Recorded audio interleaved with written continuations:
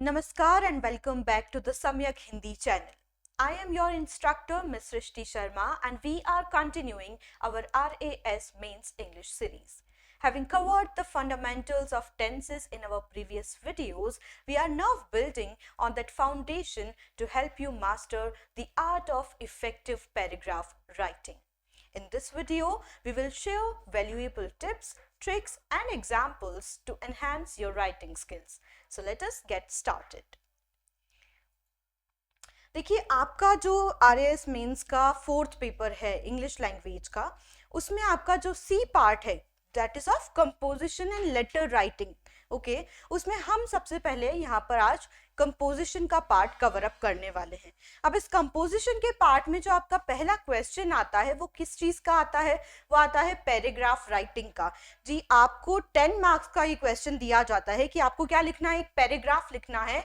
एक पैराग्राफ लिखना है on the given 3 topics. 3 topics होते हैं, उनमें से किसी एक पर लिखना है. Any one of the 3 topics आपको पैराग्राफ लिखना होता है and that is of 10 marks. ठीक है, तो आज हम वो टिप्स और ट्रिक्स के बारे में बात करेंगे, जानेंगे कि किस तरीके से एक इफेक्टिव पैराग्राफ हम लिख सकते हैं. ओके, सो सबसे पहले ये जान लेते हैं हम लोग कि एक पैराग्राफ जो है, ये पैराग्राफ राइटिंग जो है आपके लिए एग्जाम में डाला क्यों गया है. What are the objectives of this particular thing, this particular topic. देखिए, आप जब भी पैराग्राफ राइटिंग या कंपोजिशन स्किल्स की बात करते हैं, राइटिंग स्किल्स की बात करते हैं किसी भी कॉम्पिटिटिव एग्जाम में, तो क्या होता है, देयर आर सर्टेन पॉइंट्स जिनको इवेल्युएट करने के लिए आपको ये पर्टिकुलर क्वेश्चंस दिए जाते हैं. ठीक है, तो अगर पैराग्राफ राइटिंग या कंपोजिशन स्किल्स का आप जब भी कोई भी क्वेश्चन अटेम्प्ट कर रहे हैं तो आपको सबसे पहले पता होना चाहिए कि आपसे वो सवाल पूछा क्यों जा रहा है, so that you can answer in a better way. ठीक है, तो सबसे पहली बात जो है वो है to develop the critical thinking skills. देखिए, आपको जब भी ऐसे क्वेश्चंस दिए जाते हैं, चाहे फिर वो लेटर राइटिंग पर दिया जाए, चाहे वो थीम इलेबोरेशन पर दिया जाए, चाहे पैराग्राफ राइटिंग दिया जाए, ओके, ये सब क्यों दिए जा रहे हैं? क्योंकि वो चाहता है एग्जामिनर आपकी जो क्रिटिकल थिंकिंग स्किल्स हैं वो डेवलप हो. ओके, सेकंड, अगर हम बात करते हैं तो किस तरीके से आप क्रिएटिव हैं. अगर आप पैराग्राफ लिखना जानेंगे, अलग अलग तरीकों से लिखना जानेंगे, आज हम जिस तरीके से टिप्स और ट्रिक्स चेक करेंगे यहाँ पर, सो यू विल अंडरस्टैंड कि कौन कौन से और डिफरेंट तरीके होते हैं, टाइप्स होते हैं जिनसे आप एक पैराग्राफ को लिख सकते हो.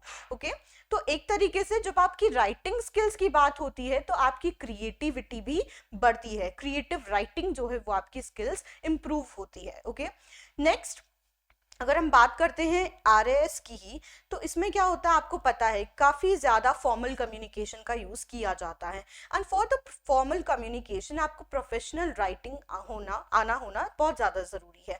तो जब आप राइटिंग स्किल्स को अटेम्प्ट करते हैं, आप प्रैक्टिस करते हैं, तो उससे क्या होता है, that also prepares you for professional writing. ठीक है, इसके अलावा देखिए एग्जाम है तो इवैल्यूएशन प्रोसेस होता है. इवैल्यूएशन जो होगा वो किन किन चीज़ों का किया जाएगा वो भी हम चेक कर लेते हैं यहाँ पर. एक तो आपकी जो राइटिंग स्किल्स होगी उनका, ठीक है, राइटिंग स्किल्स आपकी जो है उनकी बात करी जाए तो राइटिंग स्किल्स को चेक किया जाएगा. सेकेंडली, आप किस तरीके से उस सब्जेक्ट को समझ पा रहे हैं, आपको जो भी पर्टिकुलर टॉपिक दिया गया है क्या आप उसको सही से समझ पाए हैं. अगर समझ पाए हैं तो क्या आप अपने आइडियाज़ को क्रिएटिव तरीके से प्रेजेंट कर पाए हैं आंसर में. ये इवेल्युएशन प्रोसेस आपका देखा जाता है. इसके अलावा very important thing that is time management. आपका टाइम मैनेजमेंट जो है वो स्किल्स भी चेक की जाती है कि आप कितना समय देकर उसे क्रिएटिव तरीके से लिख पाए. ओके, किसी भी कंपोजिशन पार्ट को. So let us begin with our today's topic which is the paragraph writing. Okay, सबसे पहले जान लेते हैं कि पैराग्राफ होता क्या है.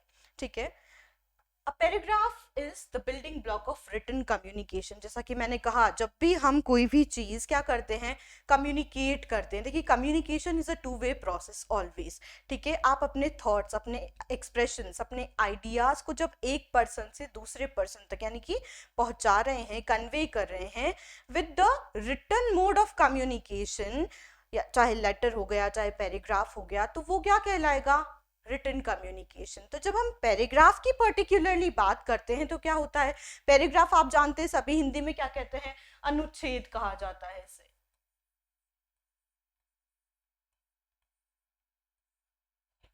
यही कहते हैं।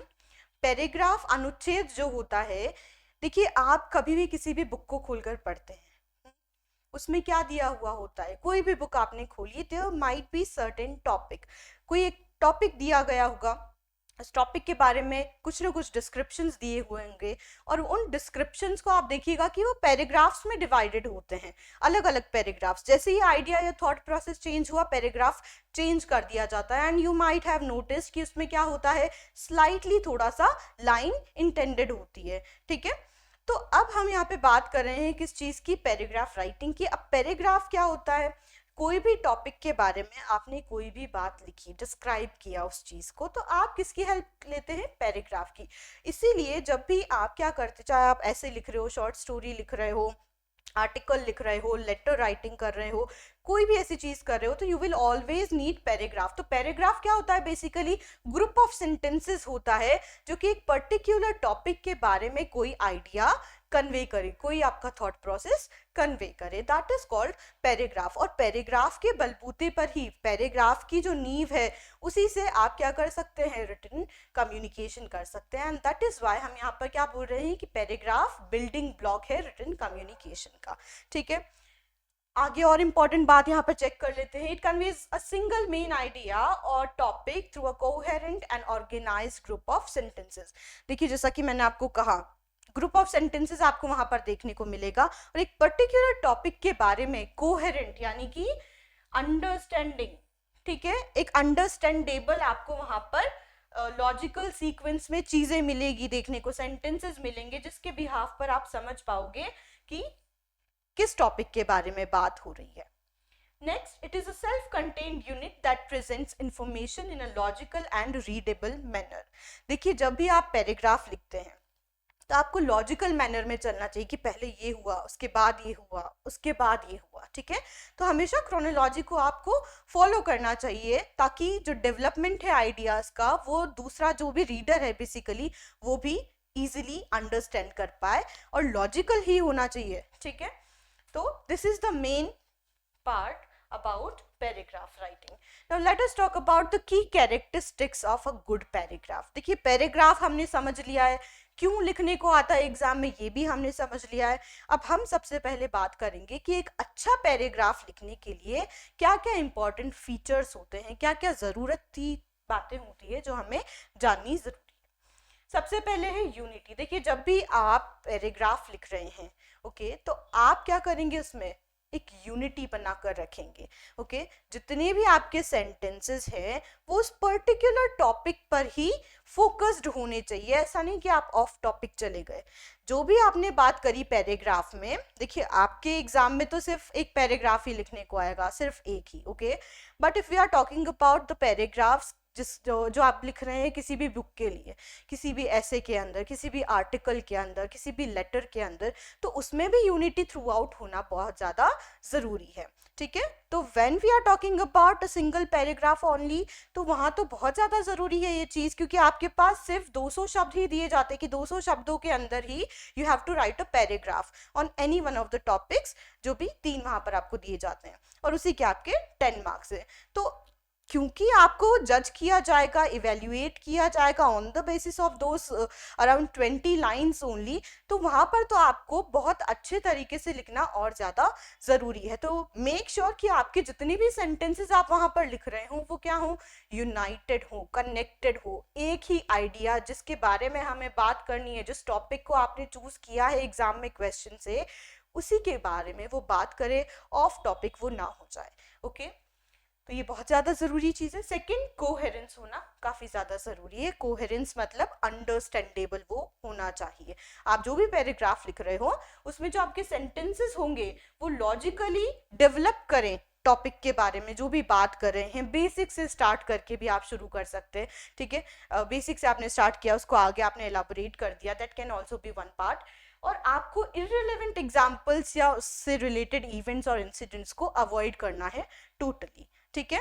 ऑफ टॉपिक बात नहीं करनी basically. Then third thing, emphasis. Emphasis मतलब आपको जोर देना है, फोकस करना है। आपके जितने भी सेंटेंसेस है, हर एक सेंटेंस को आप इस तरीके से लिखेंगे कि वो इम्पॉर्टेंट हो। आपका एक एक शब्द, जब आप पैराग्राफ लिख रहे हो, आप लेटर लिख रहे हो, आप थीम को इलाबोरेट कर रहे हो, तो एक एक शब्द आपका ऐसा होना चाहिए जो कि यूनिटी भी शो करे, कोहेरेंस भी शो करे, और साथ ही साथ आपके टॉपिक के बारे में जोर भी दे, इम्पैक्टफुल हो। ठीक है, तो हमेशा आपके जितने भी आप सेंटेंसेस लिखोगे वो कैसे होने चाहिए कि आपके रीडर की अटेंशन को वो ग्रैब कर पाए। ओके, तो ये चीजें इंपॉर्टेंट हैं जो आपके पैराग्राफ के अंदर होनी चाहिए, ये फीचर्स हैं जो उसके अंदर होने चाहिए, तभी आपका पैराग्राफ एक अच्छा पैराग्राफ हो पाएगा। अब इस अच्छे पैराग्राफ को कैसे आप क्राफ्ट करेंगे, कैसे आप लिखेंगे, उसके लिए आप सबसे पहले ये टिप्स देख लीजिए। द फर्स्ट थिंग इज, आप कोई भी काम करते हो तो आप क्या करते हो, you have to plan and organise about that thing. आप कुछ भी काम करने जा रहे हो, आप अपने पूरे नेक्स्ट डे का भी आप प्लान करते हो, उसको ऑर्गेनाइज करते हो कि हाँ मेरा ये स्केड्यूल रहेगा कल का, ठीक है, I have to do all these important things. तो यू ऑलवेज प्लान। अगर आपको कोई बड़ा गोल अटेन करना है, then also what do you do, आप क्या करते हो, प्लानिंग करते हो। तो planning is must in writing skills as well. ठीक है, बिना प्लानिंग के आप कुछ नहीं कर सकते हो राइटिंग स्किल्स में। तो सबसे पहले आपको प्लान करना है कि सबसे पहले तो आपने कौन सा टॉपिक चूज किया है आपके क्वेश्चन में से। ठीक है, अच्छा ऐसा नहीं कि आपने जब भी क्वेश्चन पढ़ा, आपको 3 ऑप्शंस दिए हुए हैं, वहां पर आपको पहला ही आ गया तो आप लास्ट के 2 को देखते ही नहीं हो, या सेकंड आ गया तो अगल बगल के 2 को नहीं देखते हो। ठीक है, ऑलवेज ट्राई कि आप तीनों ही टॉपिक्स को अच्छे से रीड करो। ठीक है, जैसे ही आप रीड करोगे थोड़ा उसके बारे में आप सोचो, एनालाइज करो उसके बाद कि आप उन तीनों टॉपिक्स में से सबसे बेहतरीन तरीके से कौन से पर लिख सकते हो, किस में आपको इजी रहेगा। ठीक है, विचार कितने ज्यादा आपके पावरफुल किस में हो रहे हैं। तो यू हैव टू कंपेयर, उन तीनों में से कंपैरेटिव एनालिसिस कीजिए आप खुद ब खुद। ठीक है, और प्लान कीजिए, ऑर्गेनाइज कीजिए कि अगर हाँ मैं ये पर्टिकुलर टॉपिक चूज कर रहा हूँ तो इसमें मैं क्या क्या पॉइंट्स अपने रख सकता हूँ, क्या क्या पॉइंट्स में एक्सप्रेस कर सकता हूँ। ठीक है, तो you have to plan always. तो सबसे पहले आप क्या करेंगे, अपना जैसे ही टॉपिक चूज करेंगे इत्मीनान से, उसके बाद यू हैव टू ऑर्गेनाइज कि मैं इसमें क्या क्या पॉइंट्स अपने रखूंगा। सबसे पहले कौन सा अपना विचार है वो बताऊंगा। ठीक है, कौन सा आइडिया मैं बाद में बताऊंगा, कौन सा इंपॉर्टेंट है जिसे मैं बहुत ज़्यादा हाईलाइट करूंगा, कौन सा ऐसा मेरा विचार है उस पर्टिकुलर टॉपिक से रिलेटेड जिसको मैं एग्जाम्पल के थ्रू बताऊंगा। ठीक है, तो you have to plan and organise that thing. Next we have start strong. अब आपको क्या करना है, देखो सबसे पहले आप हमेशा क्या करेंगे, अपनी स्टार्टिंग को अच्छा बनाएंगे, क्योंकि जो भी एग्जामिनर है, ठीक है, वो क्या करेगा, जो भी आपका चेक करेगा पेपर, व्हाट ही और शी विल डू, वो पहली लाइन पढ़ेगा, और जैसे ही पहली लाइन पढ़ी तो उस एग्जामिनर को समझ में आ जाएगा कि ये कैसा लिख रहा है, क्या इसके विचार है, कैसा इसने आगे 19-20 लाइन में लिखा होगा। ठीक है, तो हमेशा आपकी स्टार्टिंग जो है, जो पहली लाइन है, स्टार्टिंग की जो लाइन है बेसिकली, वो अच्छी और इम्पैक्टफुल होनी चाहिए। वो कैसे होंगी वो हम आगे अपनी टिप्स और ट्रिक्स में देखेंगे, कैसे कैसे हम स्टार्टिंग कर सकते हैं अपने पैराग्राफ की। तो इट इज़ रियली इंपॉर्टेंट कि जैसे ही कोई भी पर्सन उस पर्टिकुलर पैराग्राफ को पढ़े तो क्या हो, उसको इंटरेस्ट आए। हमें क्या करना है, उसका इंटरेस्ट ही तो जागरूक करना है। जैसे ही वो इंटरेस्टेड होगा तो ही और she will read the whole of that paragraph. ठीक है, तो आप कुछ ऐसी चीजों से स्टार्ट करें जिससे कि अचानक से रीडर की अटेंशन ग्रैब हो पाए। ठीक है, या उसको वो चीज हिट हो जाए एक तरीके से माइंड में कि अच्छा ये तो बहुत अच्छा उसका विचार है, I must read the whole. Next we have build logically. Build logically अभी हमने थोड़ी देर पहले बात करी थी कि जैसे ही आप सेंटेंसेस बनाते हैं, आपको क्या करना है, सेंटेंसेस को एक लॉजिकल वे में डेवलपमेंट होना चाहिए, ऐसा नजर आना चाहिए। ऐसा नहीं कि पहले आपने बात बता दी एंड की, उसके बाद आप स्टार्टिंग की बात बता रहे हो। तो हमेशा आप क्या करेंगे, चाहो तो क्या कर सकते हो, आप पेंसिल के थ्रू आप थोड़ा सा नोट कर सकते हो रफ पेपर पे। ठीक है, और उसके बाद आप इरेज कर सकते हो कि ये मेरे मेन आइडियाज हैं, इनको लॉजिकली मैं इस सीक्वेंस में रखूंगा या रखूंगी, और उसके आगे फिर आप बढ़ सकते हो, उसको एनालाइज कीजिए, रीड कीजिए।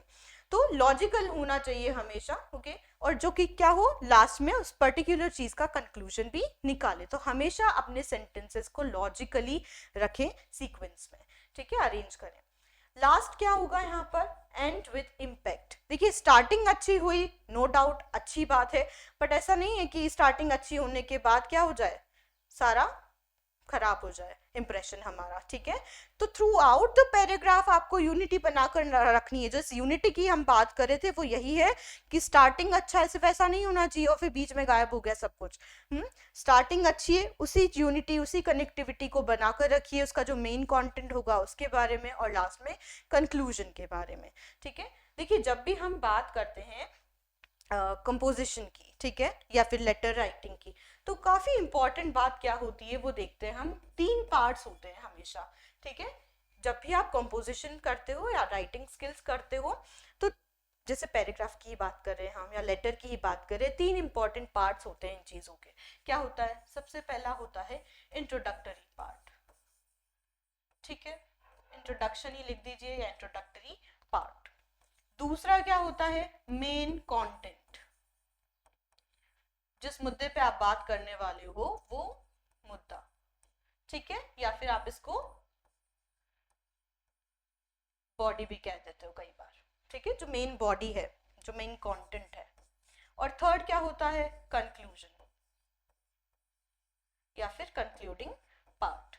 तो ऐसा नहीं है कि सिर्फ आपने इंट्रोडक्टरी पार्ट में ही बहुत अच्छे से फोकस कर लिया और सब बढ़िया हो गया, लास्ट का आपने फोकस ही नहीं किया। What you have to do is, आपको यूनिटी बना के रखनी है तीनों ही पॉइंट्स में, चाहे वो इंट्रोडक्टरी पार्ट हो, चाहे वो मेन कंटेंट का पार्ट हो, चाहे वो कंक्लूडिंग पार्ट हो, ठीक है। तो इस चीज का आप बिल्कुल ध्यान रखेंगे।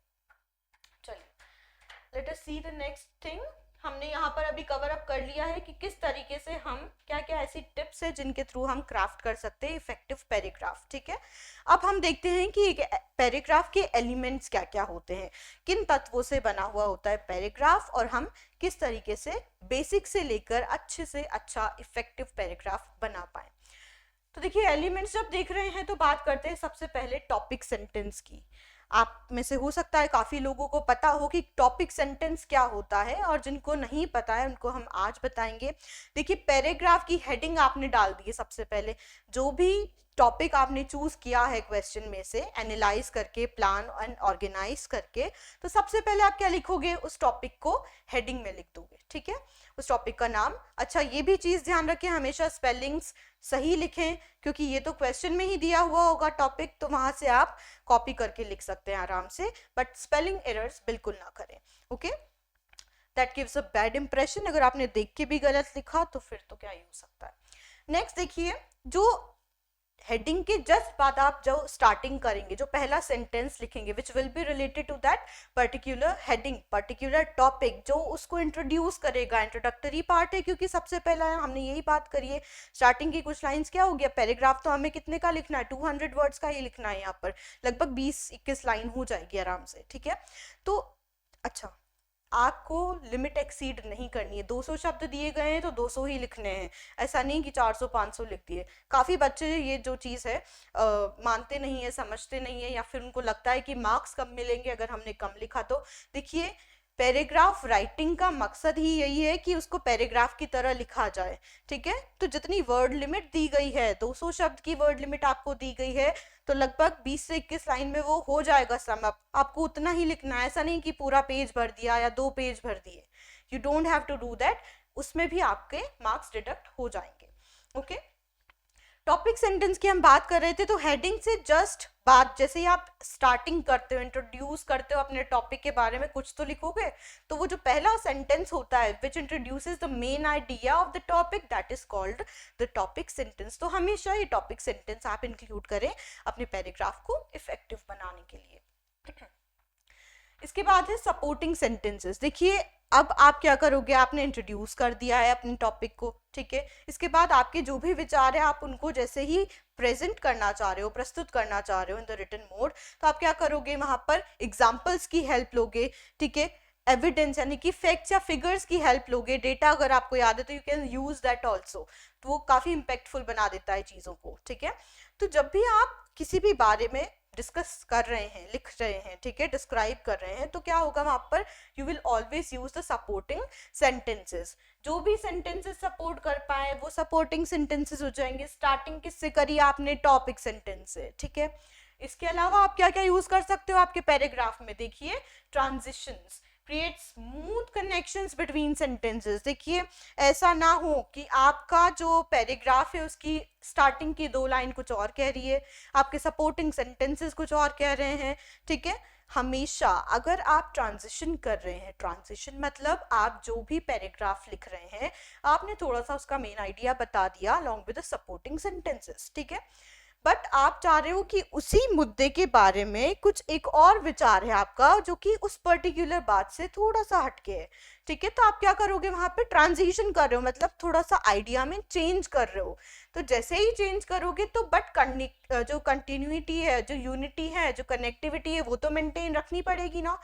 उसके लिए आप क्या करोगे, कुछ ऐसे वर्ड्स का इस्तेमाल करोगे जो आपके इस ट्रांजिशन को, आपके इस चेंज ऑफ थॉट प्रोसेस को जब आप लिख रहे हो उसको स्मूथ बना पाए, एक स्मूथ कनेक्शन उनके बीच में बना पाए। तो वो कौन कौन से वर्ड्स होंगे वो भी हम आगे अभी स्लाइड्स में देखेंगे, ठीक है। अच्छा, ट्रांजिशंस हो गए, जब भी ट्रांजिशन करोगे ये चीज ध्यान रखोगे, ओके। Next, concluding sentence. हमेशा हमने अभी बात करी कि 3 मेन पार्ट्स होते हैं, इंट्रोडक्टरी पार्ट होता है, मेन कंटेंट या मेन बॉडी पार्ट होता है, देन कंक्लूडिंग पार्ट होता है। तो जब कंक्लूडिंग पार्ट लिखोगे तो क्या होगा, कंक्लूडिंग सेंटेंस उसमें डालोगे ऑब्वियसली, ठीक है। अब वो कंक्लूडिंग सेंटेंस जो होगा वो क्या करेगा, उसका मेन रोल क्या रहेगा, समराइजेस द मेन पॉइंट। आपका जो मुद्दा था जिससे आपने स्टार्टिंग करी थी टॉपिक सेंटेंस से, उसके बारे में आपने काफी सारी बातें बता दी, अपने विचार प्रस्तुत कर दिए, ठीक है, बट टुवर्ड्स दी एंड अब आपको उस चीज को वहीं घुमा के लाना है कि हैंस दिस इज सो, ठीक है।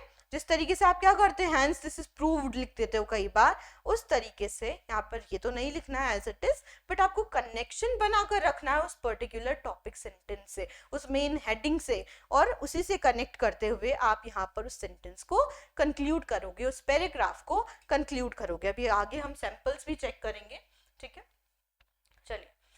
अच्छा, अब ये चीजें कोई नहीं बताता है टाइप्स ऑफ पैराग्राफ्स, ठीक है। यहाँ पर हम ये क्यों सीख रहे हैं टाइप्स ऑफ पैराग्राफ्स, इतना थ्योरी में हमें वैसे नहीं जाना चाहिए, बट अगर आपको थ्योरी ही नहीं पता होगी पैराग्राफ राइटिंग के जो टाइप्स है वो क्या होते हैं, तो आप कैसे एबल होंगे एक अच्छा पैराग्राफ लिखने में। तो देयर आर सेवरल टाइप्स कि आप किस तरीके से, जो कि आपको हेल्प करेंगे कि आप किस किस तरीके से स्टार्टिंग कर सकते हैं अपनी पैराग्राफ की, किस किस तरीके के पैराग्राफ्स हो सकते हैं, that will give you variety. अच्छा, जब आप वेराइटी से मुझे याद आया, जब आप किसी बुक के लिए पैराग्राफ लिखते हैं, यहाँ तो हम क्योंकि सिर्फ सिंगल पैराग्राफ की बात कर रहे हैं, ठीक है, तो जब आप बुक्स लिख रहे हो, आर्टिकल लिख रहे हो, लेटर लिख रहे हो, या कोई और चीज लिख रहे हो, नॉवेल लिख रहे हो, वहां पर आप क्या करोगे, जब भी डिफरेंट पैराग्राफ्स वहाँ तो बहुत सारे पैराग्राफ से मिलकर वो चीज बनेगी है ना, तो उसमें वैरायटी भी होना जरूरी है, वहां पर वैरायटी ऑफ पैराग्राफ्स होना काफी ज्यादा जरूरी हो जाता है।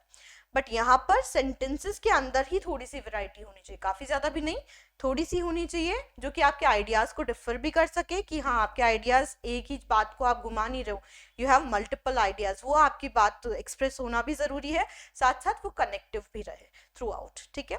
बट यहाँ पर हम चेक कर लेते हैं कि टाइप्स क्या क्या होते हैं, कि और कौन कौन से तरीकों से हम पैराग्राफ लिख सकते हैं, या किस तरीके से हम लिख रहे हैं वो हम कैसे जाने कि किस टाइप का पैराग्राफ है।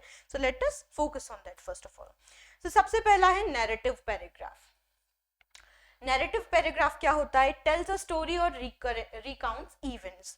कोई भी आपने स्टोरी की तरह पैराग्राफ स्टार्ट किया या लिखा, ठीक है, तो वो क्या हो जाएगा, नैरेटिव टाइप का हो जाएगा। जैसा कि आप एग्जाम्पल में भी यहाँ पर देख सकते हो, last summer my family and I went on a road trip, यहाँ से उसने स्टार्टिंग करी है। तो जब आप एक कहानी की तरीके से या फिर किसी इंसिडेंट को आप याद कर रहे हो, किसी इवेंट को आप याद कर रहे हो, फिर उसको बता रहे हो इन द रिटन मोड, तो वो क्या हो जाएगा, पैराग्राफ का नैरेटिव टाइप, ठीक है।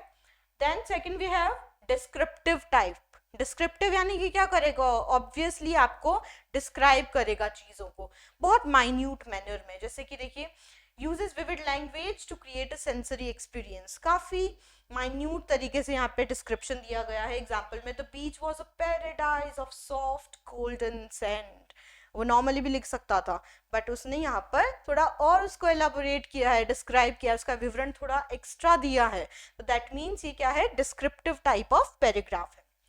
नेक्स्ट देख लीजिए, एक्सपोजिटरी। एक्सपोजिटरी में क्या है, प्रोवाइड्स इंफॉर्मेशन एंड एक्सप्लेनेशंस। ये आपको उस पर्टिकुलर टॉपिक के बारे में क्या देता है, इंफॉर्मेशन देगा, ठीक है। इसके अलावा क्या देगा, थोड़ी एक्सप्लेनेशंस भी देगा, okay.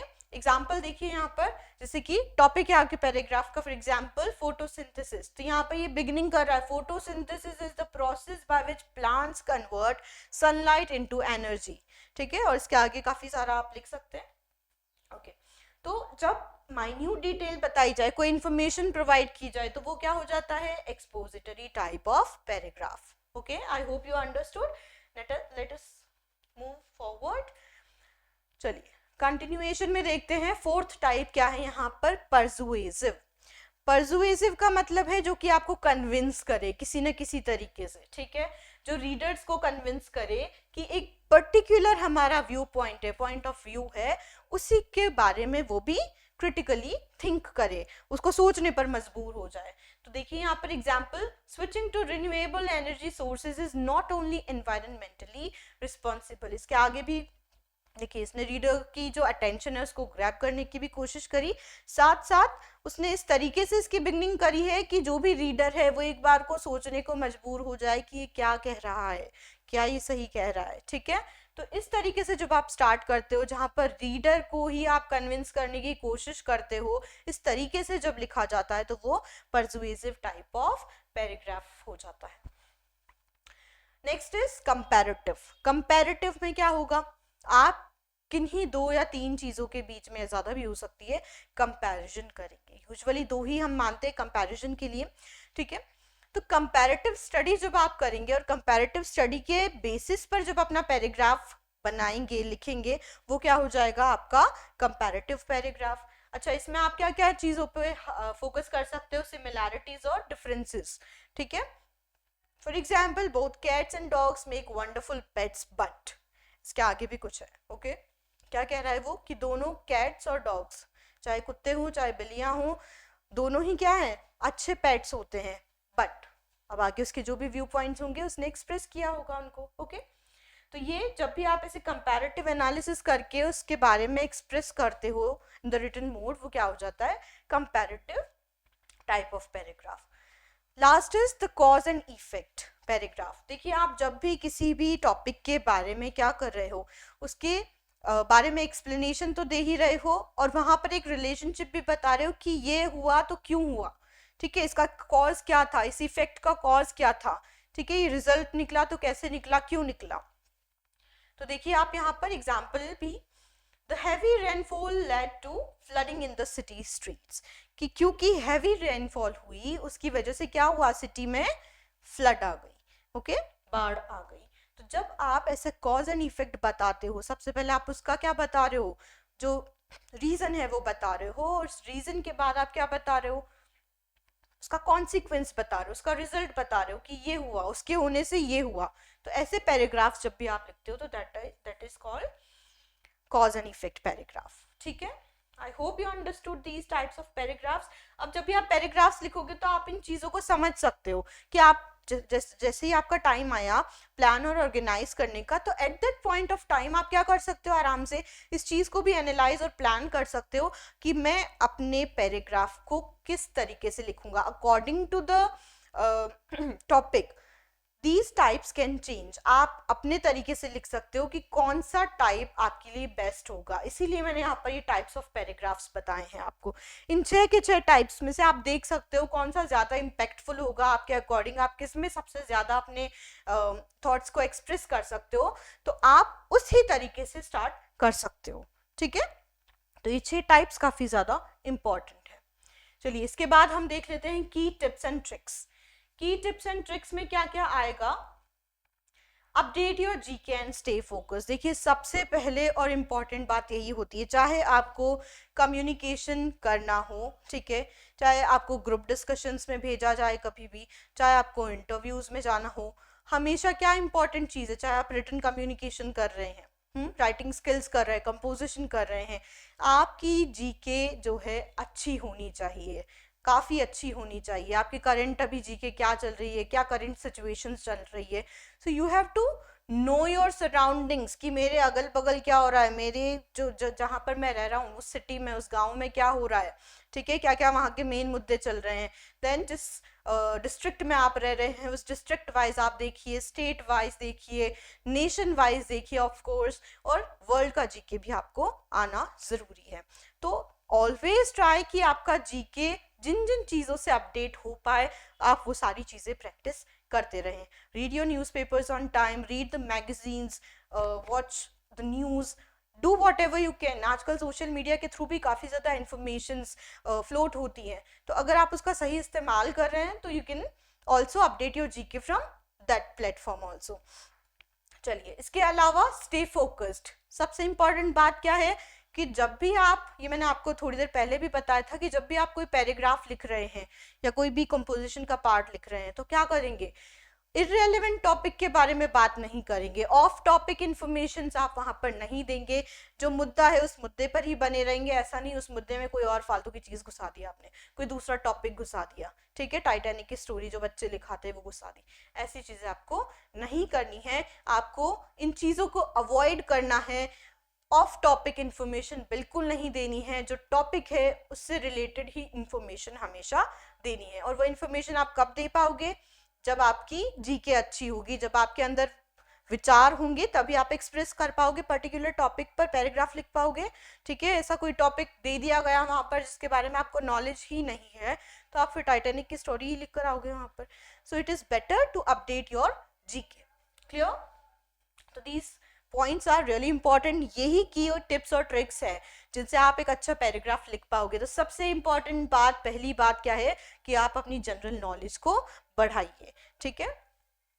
Start with a clear topic sentence. Topic sentence की हमने बात करी थी। अब वो टॉपिक सेंटेंस जब आप लिखेंगे, जो पहला इंपॉर्टेंट सेंटेंस होता है which conveys the main idea of the paragraph, that is called the topic sentence. यही पढ़ाई करी हमने, ठीक है।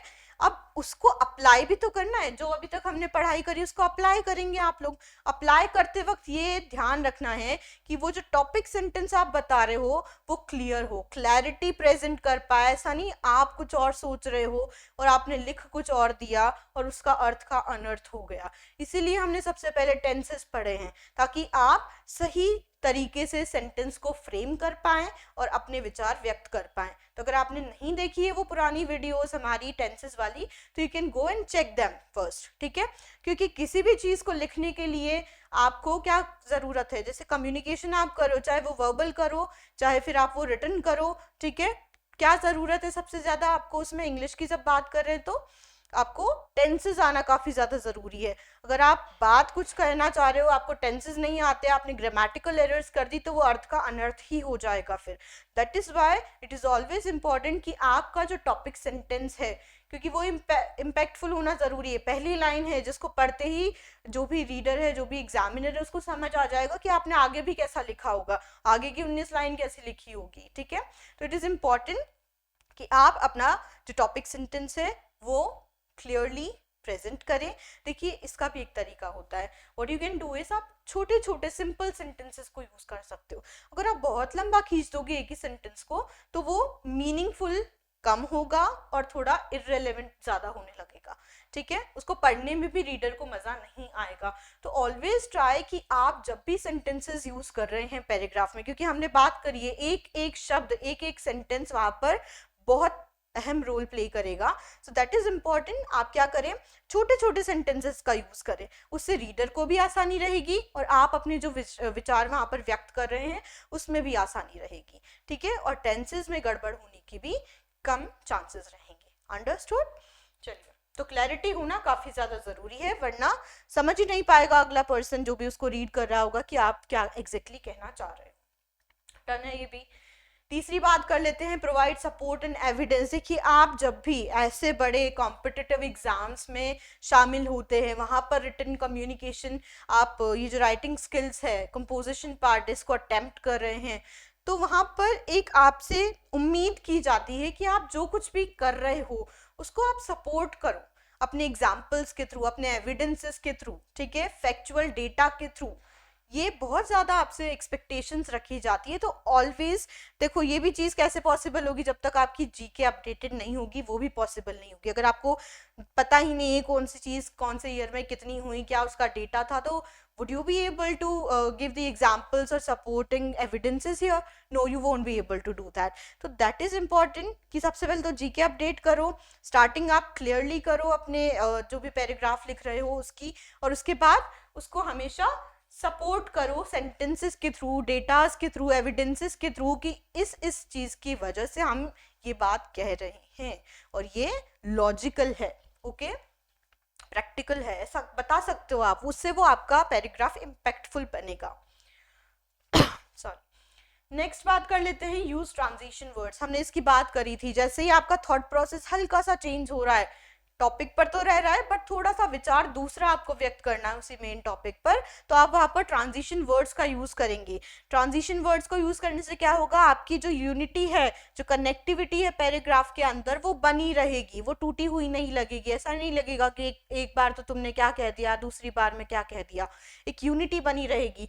तो इट इज ऑलवेज इंपॉर्टेंट कि आप क्या यूज करें, ट्रांजिशन वर्ड्स यूज करें। ट्रांजिशन वर्ड्स क्या होते हैं, जैसे कि आपने लिख दिया मोर ओवर, फर्दर, ठीक है, इस तरीके से, और वही चीजें जो हैं आपको काम आएंगी। नेक्स्ट बात है जो कि काफी ज्यादा इंपॉर्टेंट है, वो है बी कॉन्साइज। कॉन्साइज का मतलब एकदम ब्रीफ रहिए आप, जितना क्रिस्प और क्लियर रहेंगे उतना ही आपके लिए भी बेहतर होगा, रीडर के लिए भी बेहतर होगा। तो हमेशा अननेसेसरी रिपीटिशंस जो है उसको आप अवॉइड करने की ही कोशिश करें। फालतू ऐसा नहीं कि एक ही बात आपने ऊपर भी लिख दी, उसी को घुमाकर वापस सेकंड सेंटेंस में लिख दी, उसी को घुमाकर लास्ट में भी डाल दिया। You should not do that, ठीक है। काफी बच्चे ऐसा करते हैं यूजुअली, बट आप यहाँ पर आरएएस मेंस का एग्जाम दे रहे हैं तो थोड़ा आपको ये सतर्कता बरतनी होगी। काफी इंपॉर्टेंट है कि आप टू द पॉइंट रखें अपनी चीज को, अपनी बात आपको टू द पॉइंट रखनी है। ऐसा नहीं कि इधर उधर की इंफॉर्मेशन आपने डाल दी है या एक ही बात के बारे में आप घुमा फिरा के बार बार बात करते जा रहे हैं, ठीक है। तो आपको मुद्दे पे रहना है, नो डाउट, बट वहां पर सेंटेंसेस में वैरायटी भी रखिए, आपके एक्सप्रेशंस में, यानी कि आपके जो थॉट्स और आइडियाज है उसमें आपको क्या रखना है, वैरायटी भी रखनी होगी थोड़ी सी, ठीक है।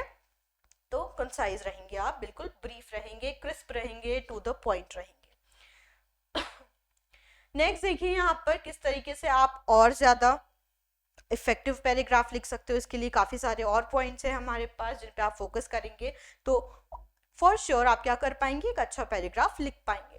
तो देखिए मेंटेन यूनिटी, इसकी हम थोड़ी देर पहले भी बात कर चुके हैं, स्टार्टिंग से ही बात करें क्योंकि ये इंपॉर्टेंट है, इसलिए ये बात हम आपको बार बार बता रहे हैं कि you have to maintain the unity. आपको ऑफ टॉपिक बात करनी ही नहीं है, ऑफ टॉपिक के मुद्दे पे बात करनी ही नहीं है, जो मेन मुद्दा है उसी पर आपको हमेशा बात करती रहनी है। चाहे आप उसमें सेंटेंसेस, जो सपोर्टिंग सेंटेंसेस जो डाल रहे हैं, चाहे आप एविडेंसेस डाल रहे हो, वहां पर आपको वो भी ऑफ टॉपिक नहीं लेने हैं, ऑन द टॉपिक ही होने चाहिए, टू द पॉइंट ही होने चाहिए। नेक्स्ट देखिए रिवाइज एंड एडिट। जब भी आप कोई भी राइटिंग स्किल्स का क्वेश्चन अटेम्प्ट करते हो, कंपोजिशन स्किल्स का क्वेश्चन अटेम्प्ट करते हो, तो देखिए हमेशा क्या करना जरूरी है, रिवाइज करना जरूरी है और एडिट करना जरूरी है। रिवाइज और एडिट को आप और क्या कह सकते हो, प्रूफ रीडिंग करना, ठीक है। क्या कह सकते हो, प्रूफ रीडिंग करना। आपने सुना होगा ये word proof reading. Proof reading का मतलब क्या होता है कि आपने जो कुछ भी लिख दिया है, ठीक है, उस लिखी हुई चीज को आप एक बार फ्रेश माइंड से वापस से देखेंगे, हेडिंग से लेके लास्ट के फुल स्टॉप तक, या जो क्वेश्चन मार्क आपने लगाया, कुछ भी जैसे भी आपने एंड किया है कंक्लूडिंग सेंटेंस तक, आपको वो फोकस से देखना है, फ्रेश माइंड से देखना है कि जो भी मैंने लिखा है, क्या एज अ रीडर आप उसे पढ़िए, ठीक है। एज अ रीडर आप उसको पढ़िए और देखिए कि क्या आप जो आइडियाज कन्वे करना चाह रहे थे उस पर्टिकुलर टॉपिक पर, क्या वो कन्वे हो पा रहे हैं या वो कन्वे नहीं हो पा रहे हैं। क्लियर है।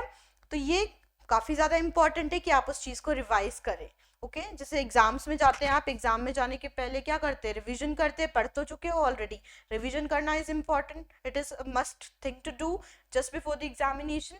तो यहाँ पर भी जब आप फाइनली लिख चुके हो उस पर्टिकुलर चीज को, चाहे वो लेटर हो, चाहे वो पैराग्राफ हो, चाहे वो थीम एलाबोरेशन हो, जैसे ही आपने लिख दिया, आपको प्रूफ रीडिंग करना इज इम्पॉर्टेंट। ठीक है, आप उसको हेड टू टो तक देखेंगे, पूरा का पूरा हेडिंग से लेके कंक्लूडिंग सेंटेंस तक देखेंगे, लास्ट पंक्चुएशन मार्क आपने क्या लगाई है वहां तक चेक करेंगे कि आपने उसको सही लिखा है या नहीं, जो आप थॉट्स कन्वे करना चाह रहे थे एज अ रीडर आपको वो समझ आ रहे हैं या नहीं, क्या कोई और एज अ रीडर उसको जब पढ़ेगा तो उसको इजिली समझ आ पाएंगे या नहीं आ पाएंगे। ठीक है, अगर आपको लगता है वहां पे कोई भी एरर्स है, कोई ऐसे कोई भी सेंटेंस है जो ऊपर आना चाहिए या पहले आना चाहिए, आप वहां पर शिफ्टिंग कर सकते हो उस चीज के लिखने के बाद। ठीक है, तो इसीलिए इट इज इंपॉर्टेंट कि आप उसको एक बार और पढ़ें। Also you have to edit that. Edit का मतलब क्या हो जाएगा, रिवाइज तो कर लिया है, पढ़ तो लिया है, समझ तो लिया है, एडिटिंग में आप क्या चीज पे फोकस करेंगे, आप ग्रामेटिकल एरर्स पे फोकस करेंगे। ग्रामेटिकल एरर्स में क्या क्या हो जाएगा, देखिए सबसे पहले इंपॉर्टेंट चीज यहाँ पर क्या आ जाएगी, कैपिटलाइजेशन। आप चेक करेंगे कि हर सेंटेंस का जो पहला वर्ड है, ठीक है, उस पहले वर्ड का जो पहला लेटर है वो कैपिटल है या नहीं है, तो you have to focus upon that. तो सबसे पहले क्या होगा एडिटिंग में, कैपिटलाइजेशन आप चेक करेंगे कि जहां जहां भी रिक्वायर्ड है, जैसे कहीं पर भी सेंटेंस में बीच में आई आ रहा है यदि, ठीक है, तो आई कैपिटल में आया है या नहीं।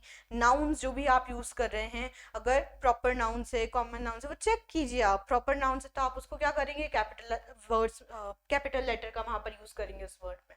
ठीक है, तो ये चीज ध्यान रखेंगे सबसे पहले, कैपिटलाइजेशन। दूसरी चीज आप क्या ध्यान देंगे, स्पेलिंग एरर्स पर, कि स्पेलिंग जो आपने लिखी है क्या वो सही है, अगर नहीं है, कहीं पे आपने गड़बड़ कर दी है तो उसे तुरंत सही करेंगे। ठीक है, कई बार होता है हम फ्लो में लिख देते हैं और एरर्स रह जाती हैं, तो शांत माइंड से एट द एंड आपको रिवाइज करना होगा और एडिट करना होगा। ठीक है, तो स्पेलिंग भी आप चेक करेंगे। इसके बाद आप क्या चेक करेंगे, यहाँ पर स्पेलिंग हो गई, ये हो गया कैपिटलाइजेशन, फिर आप चेक करेंगे पंक्चुएशन मार्क्स, कि जहां पर भी पंक्चुएशन मार्क्स रिक्वायर्ड है वो आपने लगाई है या नहीं। जैसे जहां पर भी फुल स्टॉप आना चाहिए, क्या वहां पर फुल स्टॉप आया है, जहां पर भी क्वेश्चन मार्क आना चाहिए, इंटेरोगेटिव सेंटेंस अगर आपने डाला है तो क्या वहां पर आपने यूज किया है क्वेश्चन मार्क। एक्सक्लेमेटरी बात करी है तो क्या आपने वहां पर एक्सक्लेमेटरी मार्क लगाया है, या फिर आप कई बार, जैसे अभी हम बात करने ही वाले हैं आगे कोट की, कोटेशन अगर आप यूज कर रहे हो तो क्या आपने वहां पर कोटेशन मार्क यूज करा है, डबल इन्वर्टेड कॉमास जिसे कहते हैं। तो ये सारी पंक्चुएशन मार्क्स का भी आपको ध्यान रखना काफी ज्यादा जरूरी है। ठीक है, तो पंक्चुएशंस भी आप चेक करेंगे, और ओवरऑल क्या चेक करेंगे लास्ट में, कि आपने जो कुछ भी लिखा है वो क्लियरली दिख तो रहा है ना, हैंडराइटिंग तो अच्छी है ना, सारी चीजों पे पहले ही आप फोकस कर लेंगे, पहले ही इन चीजों को ध्यान रख लेंगे, तो लास्ट में इतनी ज्यादा प्रॉब्लम नहीं होगी जब भी आप रिवाइज करेंगे। ठीक है, तो इनको keep these things in your mind whenever you are starting to write a paragraph. Okay, चलिए, प्रूफ रीडिंग की बात हो गई है, यानी कि रिवाइज और एडिटिंग दोनों की बात हमने कर ली है। नेक्स्ट बात क्या करेंगे, जैसा कि मैंने आपको कहा था, whenever you are writing paragraph or letter writing or any kind of composition part, ठीक है, वहां पर क्या करोगे आप, always try to use simple sentences, easy sentences को यूज करो, ज्यादा कॉम्प्लेक्स करने की कोशिश मत करो उनको, सिंपल और कंपाउंड ही रखो। कॉम्प्लेक्स सेंटेंस बनाओगे काफी ज्यादा प्रॉब्लमेटिक हो सकते हैं आपके लिए, उसमें ग्रामेटिकल एरर्स होने की काफी ज्यादा चांसेस हो सकते हैं। अच्छा, ग्रामेटिकल एरर्स भी आप यहाँ पर चेक करेंगे। ठीक है, ग्रामेटिकल एरर्स में क्या क्या आ जाएगा, सब्जेक्ट वर्ब एग्रीमेंट आ जाएगा, ये चीजें आपको ध्यान रखनी होगी कि कोई ग्रामेटिकल एरर्स तो नहीं है। दो चीजें इंपॉर्टेंट है, सबसे पहले है टेंसेस चेक करेंगे आप, और दूसरी चीज सब्जेक्ट वर्ब एग्रीमेंट, ये तो करना ही पड़ेगा इन दोनों चीजों को। ठीक है,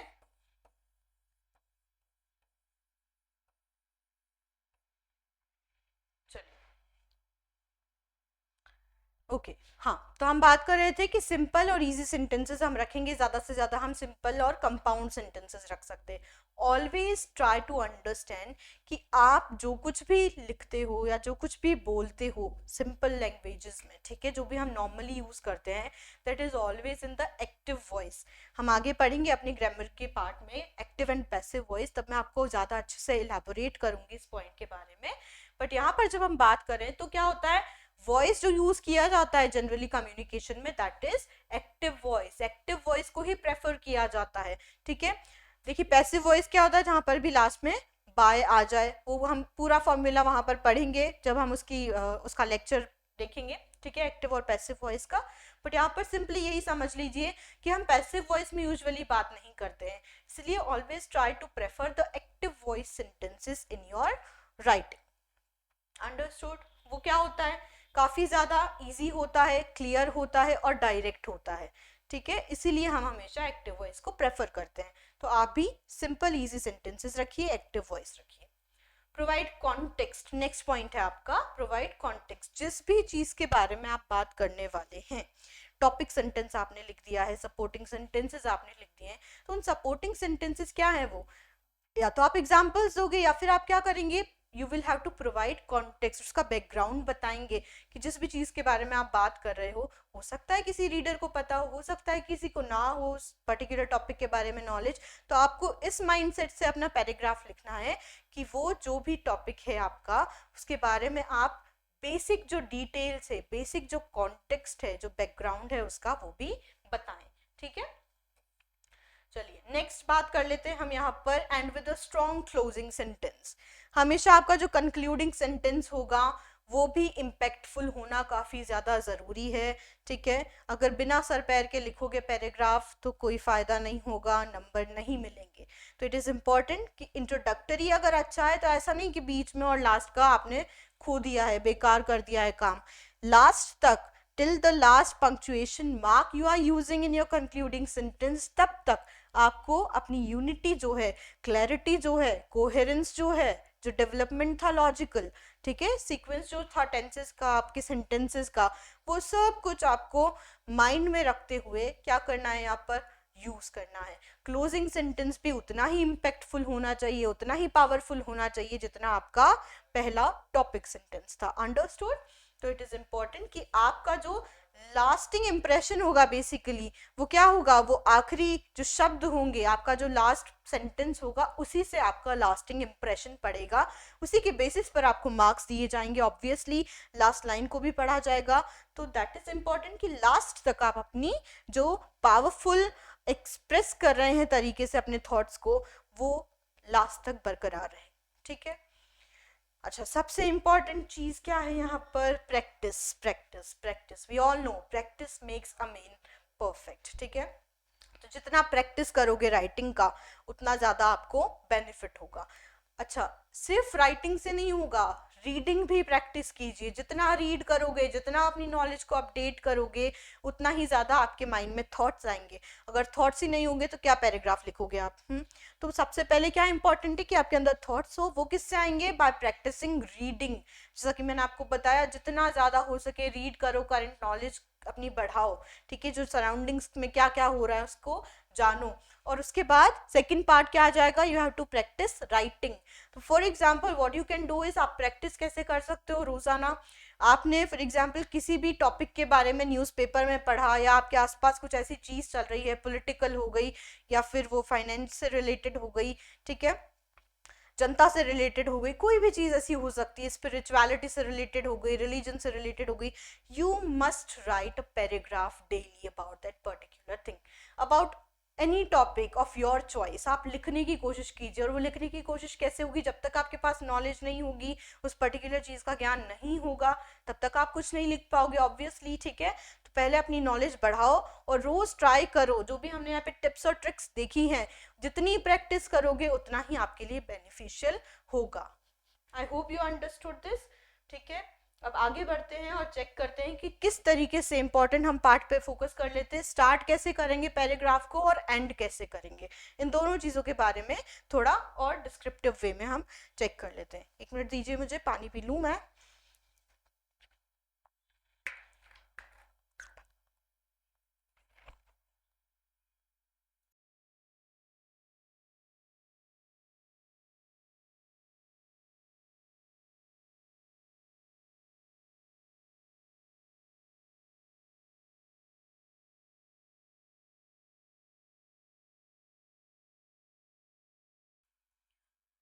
okay, so let us talk about the things और टिप्स और ट्रिक्स जिसके थ्रू हम क्या कर सकते हैं, अपने पैराग्राफ को इफेक्टिव भी बना सकते हैं और किस तरीके से स्टार्टिंग कर सकते हैं इसके बारे में बात करते हैं।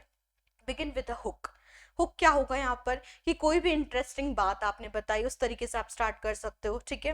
कि कोई भी कोटेशन आपने यूज करा, देखिए ये सिमिलर चीजें आप कहाँ पर यूज कर सकते हो, आप जब भी आप कभी कहीं पर भी वर्बल कम्युनिकेशन कर रहे हो, either if you are giving a speech, okay, or you are participating in any of the group discussions, वहां पर भी ये चीजें आपको हेल्पफुल रहेगी। तो it is not bounded only for the writing skills. यहाँ पर हम जब बात कर रहे हैं that you should begin with a hook, that means आप जब भी किसी भी बात को स्टार्ट कर रहे हो इंटरेस्टिंग फैक्ट के थ्रू, कोई कोटेशन के थ्रू, या फिर कोई भी रेटोरिकल क्वेश्चन के थ्रू, तो वो क्या करता है, आपका जो भी रीडर हुआ या आपका जो भी श्रोता हुआ, ठीक है, ऑडियंस जो है आपकी, बेसिकली उसकी अटेंशन को एक बार को ग्रैब कर लेता है, ठीक है। तो दैट इज इम्पॉर्टेंट कि सबसे पहले अटेंशन जो है उस पर्सन की हमें मिले, चाहे वो रीडर हो, चाहे वो आपकी लिसनर हो, ऑडियंस, ठीक है। तो हमेशा ध्यान रखिए कि या तो आप क्या करें, उस पर्टिकुलर टॉपिक के बारे में कोई इंटरेस्टिंग फैक्ट बताएं। अब जब हम बात कर रहे हैं पैराग्राफ राइटिंग की, तो यहाँ पर अगर आपके पास फैक्चुअल डेटा है, कोई ऐसा डेटा है या कोई ऐसे इंसिडेंट है जो कि लॉजिकल है, जो कि हिस्ट्री में हो चुके हैं या कोई करंट अभी सिचुएशंस में हो चुके हैं, ठीक है, तो आप उसके एग्जाम्पल के थ्रू भी बिगिनिंग कर सकते हैं। Then quotation, always try to use quotations. जब भी आप पढ़ते हैं, चाहे आप हिस्ट्री पढ़ रहे हैं, चाहे आप पॉलिटी पढ़ रहे हैं, तो आप काफ़ी सारी, you come across various kinds of quotations, ठीक है। पॉलिटिकल लीडर्स हो गए, उनसे आपको मिलते हैं कई कई बार, तो आप उन मेन जो कोटेशंस होती है उनको याद रखने की कोशिश करें। काफ़ी सारे आपको हो सकता है याद भी हो, ट्राई कीजिए कुछ ऐसे कोटेशंस आप कलेक्ट करके रखें अपने कॉपी में जो कि रिलेटेबल हो और कहीं पर भी चल जाए, इजीली कनेक्ट हो पाए, क्योंकि आपके एग्जाम में जो भी टॉपिक्स आते हैं यूजुअली वो इंपॉर्टेंट बातों से रिलेटेड आते हैं। और ऐसी चीज़ें आप रखिए तैयार करके, ऐसे कोटेशंस तैयार करके रखिए जो गांधी जी के द्वारा लिखे गए हो, बोले गए हो, ठीक है, या किसी और पॉलिटिकल लीडर के द्वारा बोले गए हो, तो वो आप इजीली कहीं पर भी यूज कर सकते हैं, ठीक है, वो इम्पैक्टफुल बनाएगा। इसके अलावा how you can begin your paragraph with a question. कई बार होता है कि आप क्वेश्चन से भी अटेंशन ग्रैब करने की कोशिश करते हो, ठीक है। आपने ऐड देखा होगा कि आपके टूथपेस्ट में नमक है, एक बार को ऑडियंस की अटेंशन हो जाती है ग्रैब या नहीं, हो जाती है, ठीक है। एक बार तुम भी सोचोगे कि है कि नहीं है नमक मेरे टूथपेस्ट में, तो व्हाट इज दैट आइडिया, वहां पर भी सेम स्ट्रेटेजी यूज की जा रही है और हम भी यहाँ पर सेम स्ट्रेटेजी यूज करेंगे, but the difference will be कि कॉन्टेक्स्ट क्या है। उसका कॉन्टेक्स्ट तो ऐड बनाने का था, यहाँ हम बहुत बड़ा काम करने वाले हैं, ठीक है। दैट इज वाई आप यहाँ पर जो भी अप्रोप्रिएट आपका क्वेश्चन बैठता है वो आप यूज करेंगे। अगर नहीं बन पाता है तो छोड़ दीजिए, कोई इशू नहीं है, आप किसी कोटेशन से इजीली स्टार्ट कर लो, ठीक है, किसी इंटरेस्टिंग फैक्ट से स्टार्ट कर लो। बट अगर क्वेश्चन बना पा रहे हो, ठीक है, इंटरेस्टिंग सा। रेटोरिकल क्वेश्चन क्या होता है, ऐसा क्वेश्चन जो आप खुद ही आंसर करो आगे की लाइंस में, रीडर या किसी लिसनर की आप वेट नहीं करो कि वो इसका आंसर देगा। रेटोरिकल क्वेश्चन मीन्स जब आप एज अ राइटर खुद ही उसका आंसर दे रहे हो अगली लाइंस में, ठीक है, या फिर वो सेल्फ अंडरस्टूड है ऑलरेडी, ऐसी बात आपने कह दी, वो रेटोरिकल क्वेश्चन होता है। So you have to use that. अगर आप कर पा रहे हैं तो आप जरूर क्वेश्चन का यूज कीजिए while you are starting the paragraph. अच्छा, यहाँ पर कुछ एग्जाम्पल्स देख लेते हैं, इंटरेस्टिंग फैक्ट, कोट और कोटेशन, ये हमारा क्वेश्चन जो है उसकी। इंटरेस्टिंग फैक्ट की कैसे इसने स्टार्टिंग करी है पैराग्राफ में, चेक कर लीजिए। Did you know that the shortest war in history was between Britain and Zanzibar on August 27, 1896 and lasted only 38 minutes? हो गया इंटरेस्टिंग फैक्ट। हालांकि इसने थोड़ा लंबा जो है कॉम्प्लेक्स सेंटेंस का यूज किया है यहाँ पर, बट इट इज फाइन। अगर आप कर पा रहे हैं कॉम्प्लेक्स सेंटेंस का यूज तो कर सकते हैं, इक्का दुक्का कर लीजिए, पर ऐसा नहीं कि पूरा ही पैराग्राफ आपने ऐसे कॉम्प्लेक्स सेंटेंसेस से भर दिया है, ठीक है।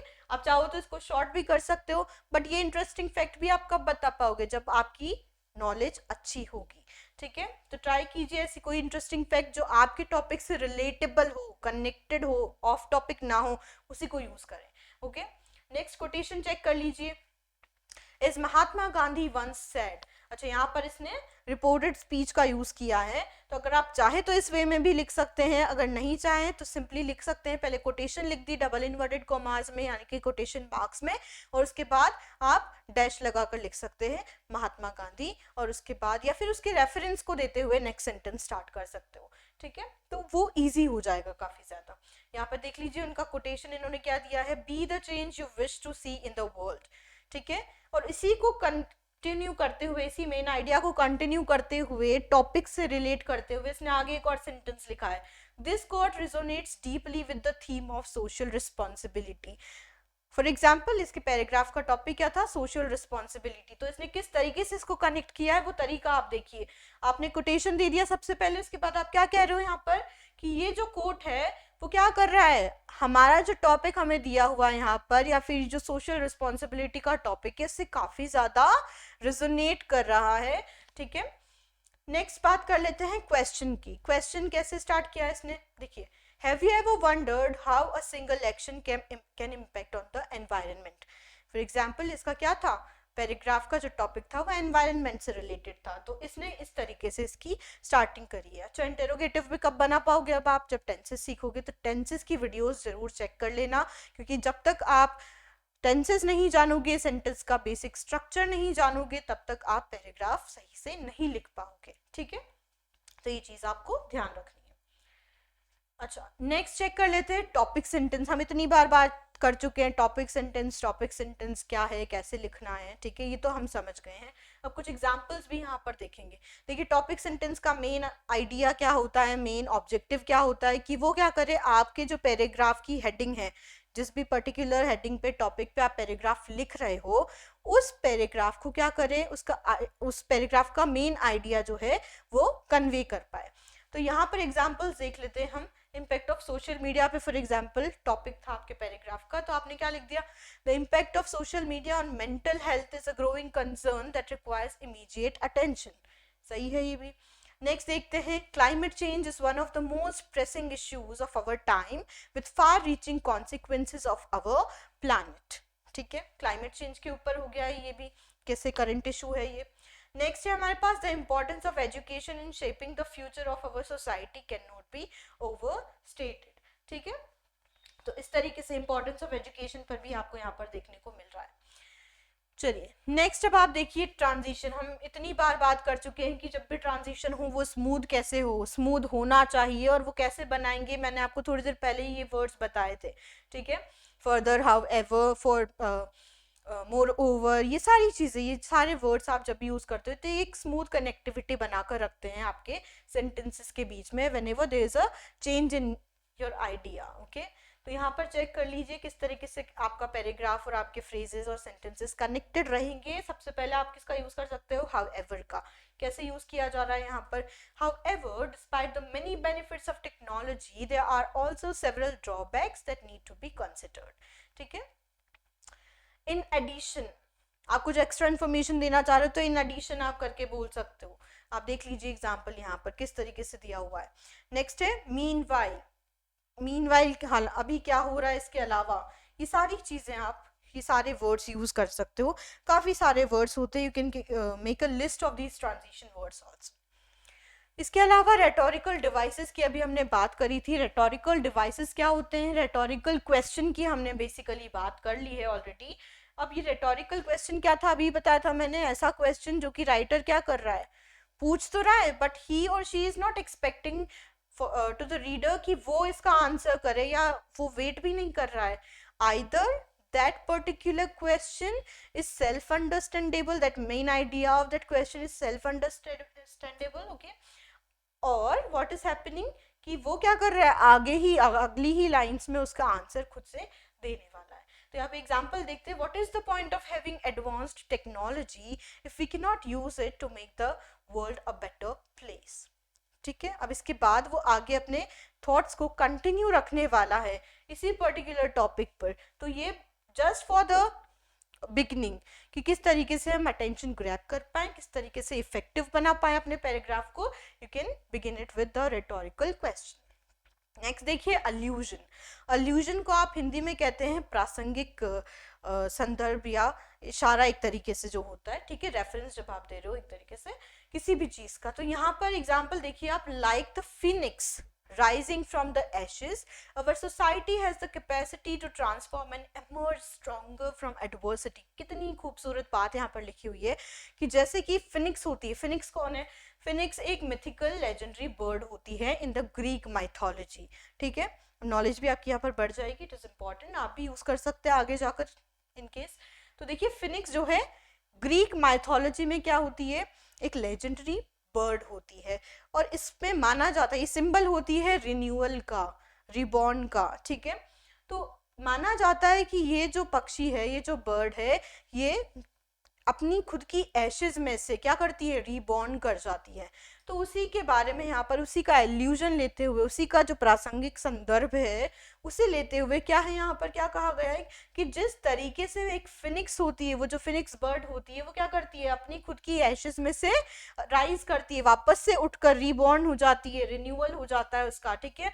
तो हमारी सोसाइटी में भी वो कैपेसिटी है कि वो क्या कर पाए, ट्रांसफॉर्म कर पाए, अपने आप को बदल पाए, and emerge stronger from adversity. अगर सोसाइटी में कभी भी कोई एडवर्स सिचुएशंस आती है, कोई बैड सिचुएशन आती है, कोई भी ऐसी स्थिति आती है जब बहुत ज़्यादा चीज़ें खराब हो रही हैं, तो वहाँ पर क्या होगा, हमारी सोसाइटी में एक फिनिक्स की तरह ही क्या है, कैपेबिलिटी है कि वो क्या कर पाएगी, अपने आप को रिन्यू कर पाएगी, अपने आप को वापस से बॉन्ड कर पाएगी बेसिकली, ठीक है। तो एमर्ज स्ट्रॉन्गर, और फिर उसमें से जब निकलेगी, अपनी खुद की एशेज में से जब वो निकलेगी तो स्ट्रॉन्गर पाएगी अपने आप को, ऐसी एडवर्स सिचुएशंस के बाद अपने आप को मजबूत पाएगी। तो काफ़ी सुंदर बात कही गई है और काफ़ी इफेक्टिव भी है ये, ठीक है। तो रेटोरिकल क्वेश्चन आप यूज़ करेंगे, अल्यूजन्स आप यूज़ करेंगे, और लास्ट चीज़ क्या हो सकती है, मेटाफर। मेटाफर सभी जानते हैं क्या होता है, फिगर ऑफ स्पीच होता है ये, ठीक है। जैसे कि सिमिली होता है, पर्सोनिफिकेशन होता है, जो अलंकार आप पढ़ते आए हैं, मेटाफर भी उन्हीं में से एक है, ठीक है। तो लाइफ इज अ पजल, इसने क्या कर दिया है यहाँ पे, डायरेक्टली इंप्लाई कर दिया है कंपैरिजन करते हुए कि लाइफ क्या है, एक पहेली है, and every experience is a piece that helps us complete the picture of who we are and what we want to achieve। और हमारा जो भी एक्सपीरियंस होता है वो उस पहेली का ही एक पीस होता है, जो कि क्या करेगा, उस पिक्चर को, जो पहेली की पिक्चर है उसको कंप्लीट करेगा और बताएगा कि हम क्या हैं और हम क्या लाइफ में अचीव करना चाह रहे हैं, ठीक है। तो कितने खूबसूरत तरीकों से यहाँ पे आप अपनी पैराग्राफ की स्टार्टिंग कर सकते हो। आई hope you understood all these tips and tricks जो कि आपको हेल्पफुल रहेंगी, ठीक है। नेक्स्ट पढ़ लेते हैं, अब स्टार्टिंग तो पढ़ ली है, अब एंडिंग भी तो उसकी अच्छी करना जरूरी है। तो एंडिंग ऑफ पैराग्राफ क्या होगा, यहाँ पर स्टार्टिंग कैसे करेंगे पैराग्राफ, जब एंड करोगे उस कंक्लूडिंग पार्ट की स्टार्टिंग कैसे करोगे, समराइज द मेन पॉइंट। अब जब आप अंत पार्ट पर आ गए हो, एंड पार्ट पर आ गए हो उस पैराग्राफ के, तो आप वापस से उस मेन पॉइंट की बात करोगे जिसको आपने इतना डिस्क्राइब कर लिया है, और अब आप उसको समाप्ति की ओर लेकर जाओगे, ठीक है। तो समराइज द मेन पॉइंट, जो भी टॉपिक था उसको, उस सेंटेंस को, जो टॉपिक सेंटेंस आपने यूज करा उसको कुछ वेराइटी ऑफ वर्ड्स के थ्रू आप यहाँ पर समराइज करने की कोशिश करेंगे, ठीक है। लीव अ लास्टिंग इम्प्रेशन, अब आप क्या करने की कोशिश करेंगे, मैंने कहा कि आपके मार्क्स जो है टॉपिक सेंटेंस को भी पढ़ा जाएगा, उसके बेसिस पर भी दिए जाएंगे, जो मेन कंटेंट है उसके बेसिस पर भी दिए जाएंगे कि आपके विचार कैसे हैं उनके बारे में, और लास्ट में मार्क्स देने से जस्ट पहले जो कंक्लूडिंग सेंटेंस पढ़ेंगे उसके बेसिस पर भी तो दिए जाएंगे ऑब्वियसली। तो ट्राई ऑलवेज कि आप जब भी वो कंक्लूडिंग पार्ट लिख रहे हो तो इतना मजबूत लिखें कि आप क्या कर सके, एक लास्टिंग इम्प्रेशन छोड़ सके, ठीक है। तो यहाँ पर भी आप क्या क्या यूज कर सकते हो, देखो अगर आप ऑलरेडी एक क्वेश्चन ऊपर यूज कर चुके हो, rhetorical question at the beginning of the paragraph, ठीक है, टॉपिक सेंटेंस में अगर कर चुके हो, तो देयर इज नो नीड कि आप एंड के टाइम भी यही यूज करें। अगर आपको कोई कोटेशन याद है, जरूरी नहीं है हमेशा ऊपर ही आप स्टार्टिंग के टाइम ही लिखें, you can also and your paragraph with the help of a quotation, but word limit का ध्यान रखते हुए ही कोटेशन का यूज भी करें आप, ठीक है। या फिर क्या कर सकते हो, कोई क्वेश्चन आपने प्रोवोक कर दिया, स्टार्टिंग आपने कोटेशन से कर दिया, फैक्चुअल डेटा से कर दी, ठीक है, और उसके बाद आप क्या कर रहे हो, क्वेश्चन अराइज कर रहे हो, प्रोवोक कर रहे हो कि अब हमें क्या करना है इसके बारे में, कॉल टू एक्शन, कोई भी आपने प्रॉब्लम बताई, वो पैराग्राफ जिस भी टॉपिक पर लिखा है, सपोज अगर वो इस कॉज एंड इफेक्ट पर है या किसी भी मुद्दे पर है जो कि अभी करंट सिचुएशंस में चले जा रहा है, करंट ऐसा मुद्दा है, तो उस पर आप क्या कर सकते हो, लास्ट में एडवाइस कर सकते हो, कॉल टू एक्शन की ये चीज़ें हो सकती है, इस तरीके से हम इस चीज़ में परिवर्तन ला सकते हैं। तो all these are the points जिनके बेसिस पर आप अपना पैराग्राफ कंक्लूड कर सकते हैं। ठीक है, नेक्स्ट देखिए क्रिएट अ ट्रांजिशन। ये भी बहुत ज़्यादा इंपॉर्टेंट है। क्या करेंगे आप, जब भी आप आइडिया चेंज कर रहे हो, इंट्रोडक्टरी पार्ट कुछ और था, बॉडी कुछ और थी, और अब कंक्लूजन जब हम लिख रहे हैं तो आप थोड़ा सा उसमें ट्रांजिशन लाएंगे वर्ड्स का, और वो ट्रांजिशन किन की हेल्प से होगा, इन चीज़ों की हेल्प से, कंक्लूडिंग फ्रेजेस की हेल्प से वो ट्रांजिशन हो पाएगा। कैसे हो पाएगा, देखिए आप क्या क्या लिख सकते हो, इन कंक्लूजन, फिर कॉमा जरूर लगाएंगे, टू समराइज कॉमा जरूर लगानी है, मैंने कहा था रिवाइज और एडिट करेंगे जब लास्ट में, तो इन चीज़ों का ध्यान रखेंगे कि पंक्चुएशन सही जगह सही लगी है या नहीं लगी है। तो इन कंक्लूजन का आप यूज़ कर सकते हो, इन टू समराइज, अल्टीमेटली, या फिर हम यूजुअली एक और चीज़ करते हैं, इन अ नटशेल। ठीक है, तो इस तरीके से आप इन फ्रेजेस का यूज़ करते हुए भी अपने कंक्लूडिंग सेंटेंस को लिख सकते हैं। क्लियर है आपको, ताकि वो इम्पैक्टफुल बन पाए। चलिए अब सैंपल्स चेक कर लेते हैं। बेनिफिट्स ऑफ रीडिंग बुक्स, ये एक सैंपल आपको यहाँ पे प्रोवाइड किया गया है, आप इसका स्क्रीनशॉट ले लीजिए चाहे तो, और इसको आराम से बैठकर पढ़िएगा कि किस तरीके से यहाँ पर इसने बिगनिंग करी है, इसका मेन कंटेंट कैसा है, और इसका जो कंक्लूडिंग पार्ट है वो कैसा है। एक और सैंपल है आपके लिए यहाँ पर, देखिए बेसिक से हम स्टार्ट कर रहे हैं, और अब जो टॉपिक्स हैं आपको जो यूजुअली एग्जाम्स में दिए जाते हैं, मैंने आपको बताया वो करंट जीके के बेसिस पर भी हो सकते हैं। ठीक है, या फिर किसी भी पॉलिटी रिलेटेड हो सकते हैं, किसी भी चीज़ से रिलेटेड हो सकते हैं। तो इट इज़ इम्पॉर्टेंट कि आपको अपने सराउंडिंग्स में क्या चल रहा है नॉर्मली वो पता ज़रूर हो। ठीक है, करंट टॉपिक्स क्या चल रहे हैं वो पता ज़रूर हो। अच्छा, यहाँ पर देखिए आप क्वेश्चन, ये जो क्वेश्चन है ये आया हुआ है 2021 के एग्जाम में। ठीक है, right a paragraph of on any one of the following in approximately 200 words. मैंने आपको बताया था, क्या बताया था कि 200 वर्ड्स जो है वही यूज यहाँ पर करने हैं आपको, ना उससे ज्यादा ना उससे कम। 200 वर्ड्स ही इंपॉर्टेंट है। 10 मार्क्स का होगा ये क्वेश्चन, यही बताया था। और अब देख लीजिए यहाँ पर आपको 3 चॉइसेस दी जाती है, 1 2 3। अब इनमें से क्या करना है आपको, ये टॉपिक्स आप पढ़िए, the work from home culture, freedom of speech and democracy, impact of modern technology on farming.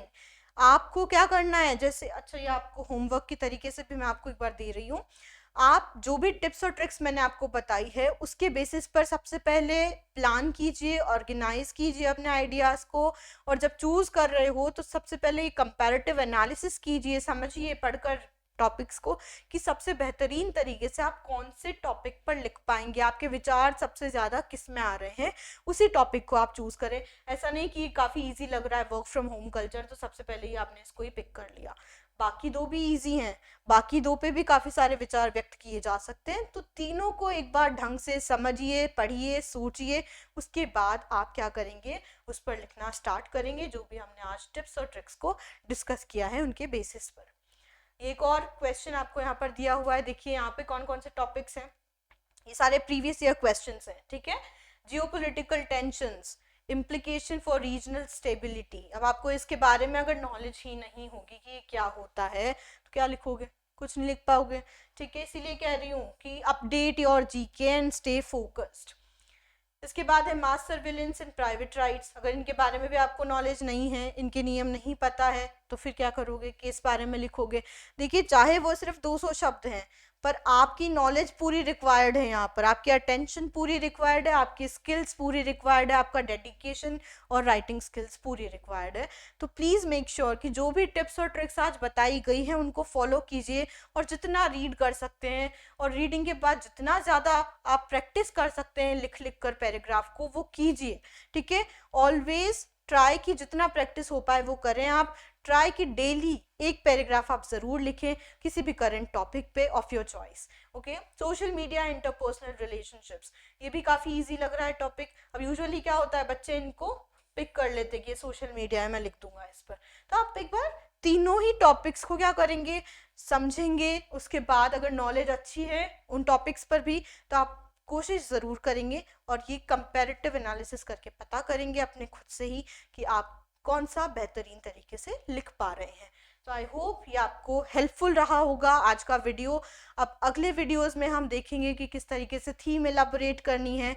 Meanwhile हम जो है अपनी ग्रामर जो टॉपिक्स है उनको भी करते रहेंगे, ठीक है, कंप्लीट करते रहेंगे। So that's all for today. I hope you understood the basics of paragraph writing. See you in the next video. Thank you.